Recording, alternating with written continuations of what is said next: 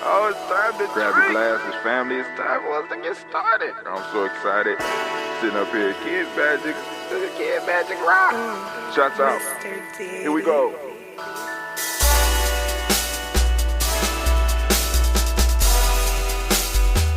Drink your water. Welcome. Come on in, grab a seat. I don't want to take up too much of your time because I'm already running late. I want to thank those of you that have been patiently waiting for me on this beautiful Nia day. I want to say great Nia to each and every last one of you. Great Nia. Family, we are on the day of Nia during the week of Nia. This is one of those double days. Yes. Let's give it up. Man, family, we are looking at Nia through the lens of Nia. Right? On Nia Day, learning the lesson, the higher lesson of the Nia week. What is Nia? And what is Nia through the lens of Nia? How do you look at purpose through the lens of purpose? Man, a puzzle. But hey, you wise enough to figure it out. So, let's move on. We are going to jump into because I know the proverb is in there as well as the algorithm. So I want to share the haikus that I came up with. I'm going to do a little bit of commentary on them, and then we'll get right into the reason that you are in the place. So the haikus that I came up with: the earth hummed to me as the moon was flirtatious, reaching for my soul. To go a little bit deeper on that one, you wanted to go into the Telegram and listen to the show notes for today. Have a strange relationship with the moon and death. But anyway, you go and check that out. Let's go to the next one. Old ways should not hold our people hostage to past in times of crisis. Old ways should not hold our people hostage to past in times of crisis. Family, type out share if you feel that one, right? Because we're gonna get into that a little bit more as we move into it. Because I'm not gonna do a lot of commentary because for a lot of this, you go to the show notes. And where the show notes at, Brother Tim? It's on the Telegram. Go to the Telegram where you could get the, you know what I'm saying? Because that's more for the initiated, because that goes a little bit deeper into our lore and into those of you that know Brother Tim a little bit. So, boom. Next one. Traditions are good in times of stability. They provide blueprint. During times of stability, tradition is excellent. Now, but here's the next one. In times unstable, traditions become cages our enemies use. Family, I want you to think about that. And traditions are good in times of stability. They provide blueprint.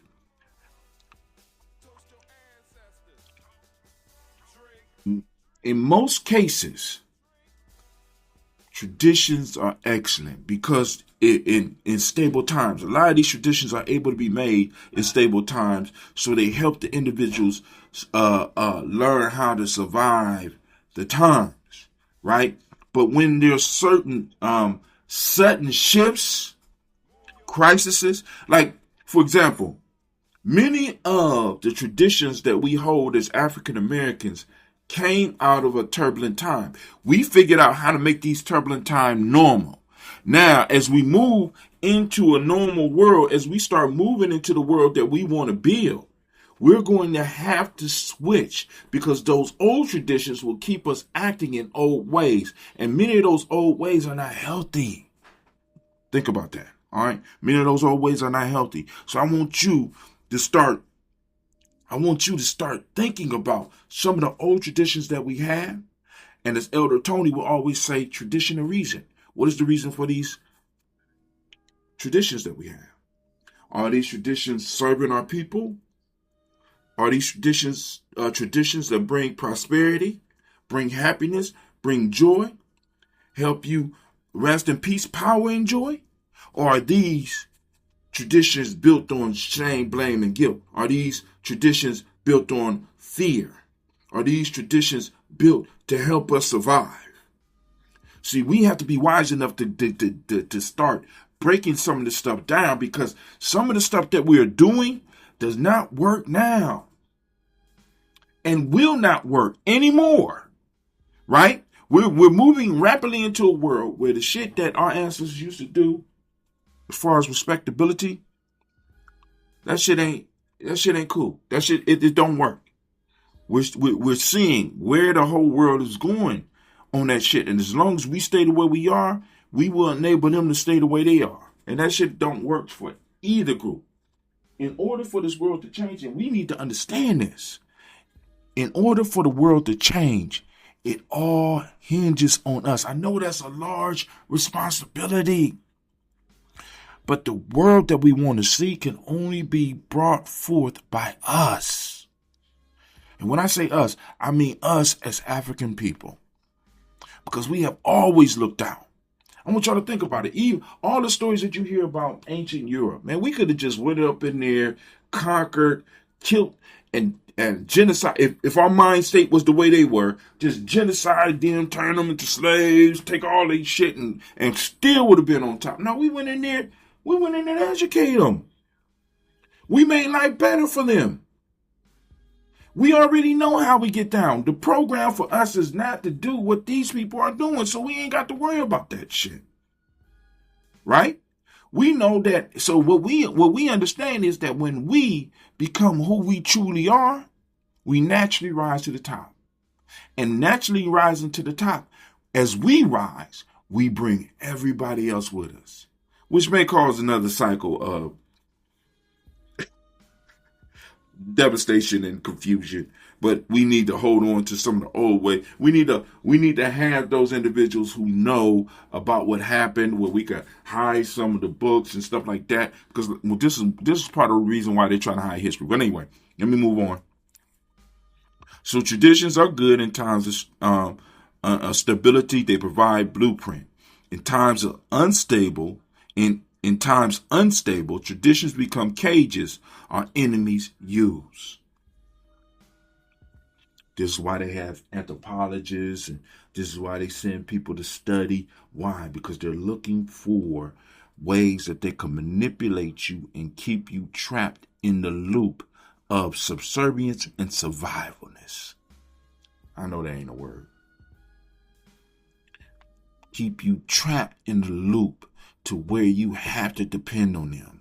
And they lean into the traditions first. If your tradition causes you to have to follow your elders, I will make your elders feeble and stupid. If it relies on strong youth, I will make your weak youth weak and servile.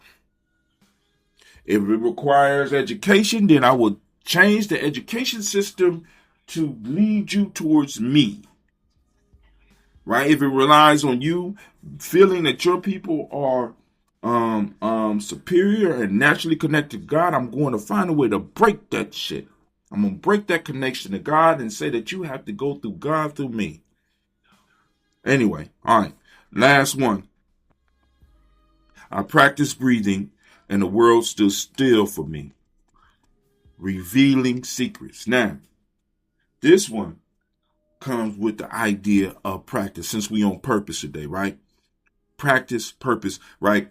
Practice on purpose. Practice in purpose. When you are doing things and you fall into the zone, you find that the world kind of freezes for you. It stands still. Shit slows down. I remember when I used to play football, man, and I would get the ball, and at certain times when I was really feeling it, everything around me would slow down. Everything would slow down. Right? When I'm spinning the rope and I fall into the zone, shit, I don't even have to think about what my body doing, because I've been working with the rope for over a year now.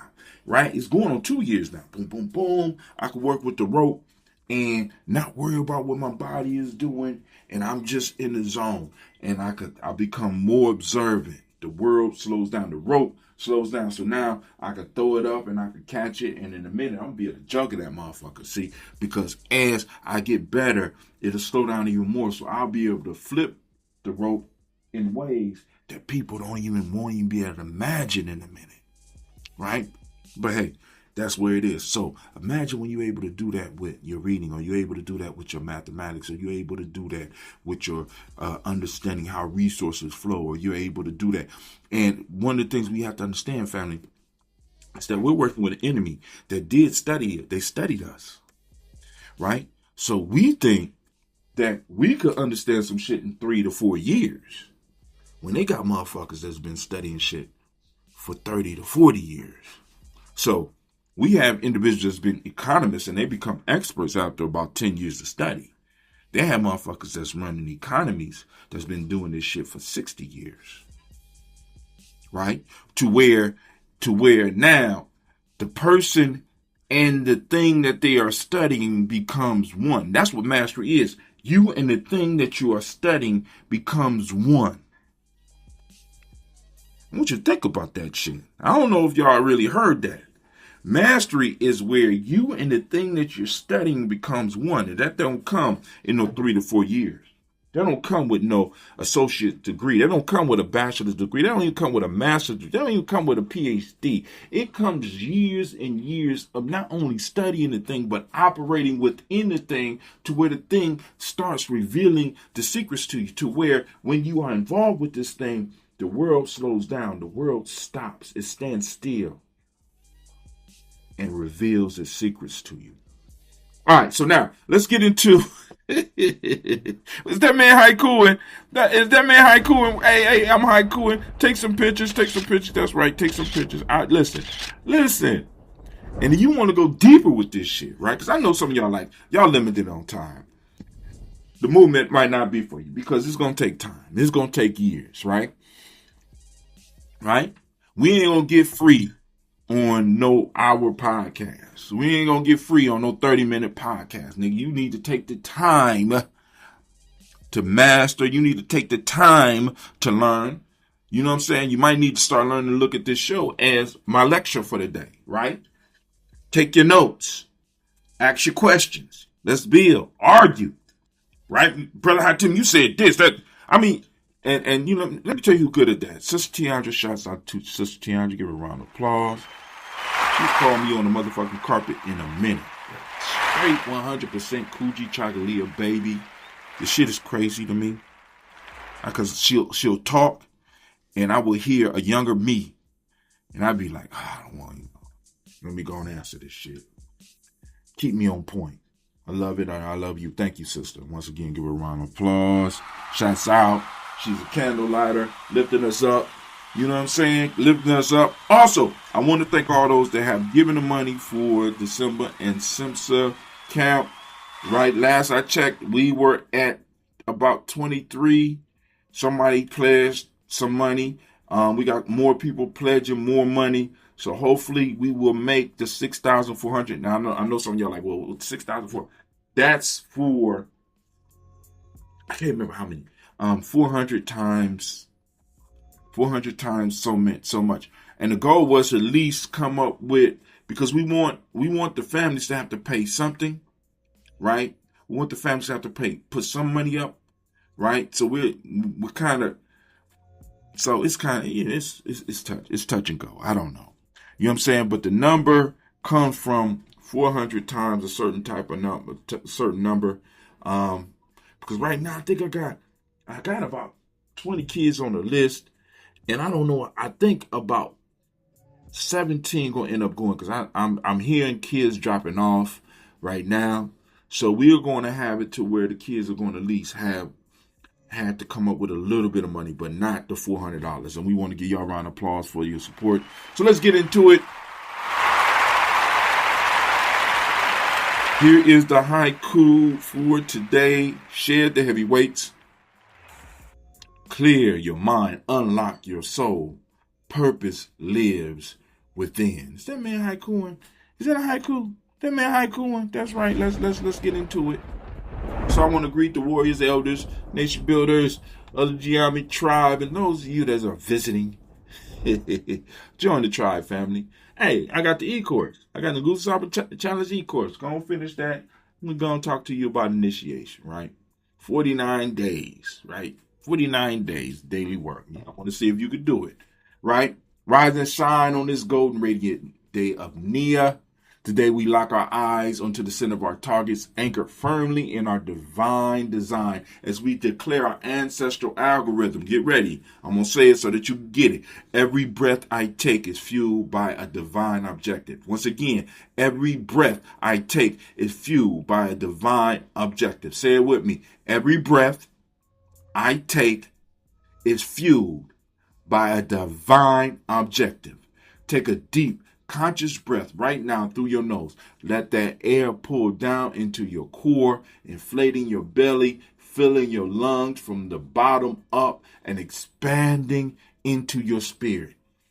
That is not just a basic biological reflex. It's an absolute spiritual declaration. Your heart beats with an intentional divine assignment. You are here on a mission.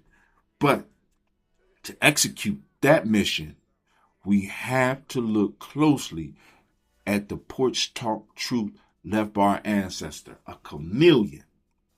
This crystallized wisdom, a chameleon that wants to survive a bushfire must abandon the majestic walk of its ancestor. A chameleon that wants to survive a bushfire must abandon the majestic walk of its ancestors. Historically, the Igbo proverb speaks to the raw necessity of radical adaptation under intense pressure. In normal times, the chameleon can walk with a slow, swaying, rhythmic grace. Right? It is a beautiful art of stealth passed down through generations. Right? They mimic leaves being blown in the wind. I want you to check that out. It's dope. But when the bushfire sweeps across the plains, the ancestral stride becomes an immediate death sentence. To survive the heat, the chameleon must abandon its prideful compliancy, drop its slow pace, and move with unconventional speed. For our people in America, we have been navigating a systematic historical bushfire for centuries. Yet, so many of us are still trying to maintain a majestic walk of outdated patterns, performative habits, and toxic scripts that do nothing but consume our vital life force. We cling to heavy, exhausting burdens simply because that's how we always done it. Now listen, the roles, what a man is, what a woman is, the sexism, you understand what I'm saying? The throwing people out because they are who they are, bullshit. You know what I'm saying? There's a lot of old shit that we have that we're not dealing with. Conversations that we're not having because the tradition demanded us not to have it. But family, we in unprecedented times. The bushfire is increasing, and it will no longer allow us to walk with the traditional gait. In my work, The Warrior's Handbook for Life's Journey and the Player's Pyramid, I mapped out a tragedy of the loss of little Simba. We grew up hidden in the cave of mediocrity, surrounded by a herd of sheep. We learn to bleat like them, browse like them, eat grass that never truly satisfies our internal hungers. We look at our own fangs, our jaws, and our growing manes, and because the herd calls us to form, we suppress our natural power. We minimize our light to make the sheep comfortable. That is the story from the lost little Simba. It wasn't in the Player's Pyramid. It was actually in the Warrior's Handbook, as well as the Art of Storytelling. All of those are on my Amazon page, right? Finding your Nia is not about trying to do more or adding more heavy stones to your back. True self-mastery is about the sacred subtraction via negativa. It's time to scrape off the thick buildup of blame, shame, and guilt that keeps you paralyzed in negativity. It's time to cut the noise of the tell, lie, vision. Step away from toxic nouns and delete the mental codes of procrastination. as taught in the Baba. You have to find that on my blog because I'm not ready. I'm not done with that yet. The streets of the Matrix will keep you running on an accidental loop, turning you into a professional consumer waiting for permission to exist. But other people's opinions of your work do not count unless you accept their truth. To move towards the east, towards true freedom and absolute peace of spirit, mind, and body, you must systematically die to the unbalanced passions, fear, envy, pride, greed, sloth, lust, and anger. These weights cloud your vision and block the flow of your ashe. Purpose is not a destination you build on accident. It is the ultimate reality that is revealed when you drop everything that is not you. Focus your intention entirely through the obstacle before you, shed the unnecessary baggage, and let the real master inside step forward. All right, family, get more information on how to connect with us. Go to the description. All of it's there. The map, right? The Nguza Saba narrative map, right? Because in a minute, that's not going to be free anymore. I'm just letting y'all know. I was going to keep it free, but I'm like, people, unless they pay for it, they get it, it's free, and boom, they done with it. It's not a toy. It's not a toy that you need to put on the side. It's an actual script that you can look at and start using to help map where you are and where you want to go, right? We need supporters of the podcast. It's a link to become a candlelighter or just to subscribe. Make sure you like and share, and make sure, most importantly, that you comment. And you know what? You are now listening to Nyame Journey Radio. This is a Heart of a Symbol production.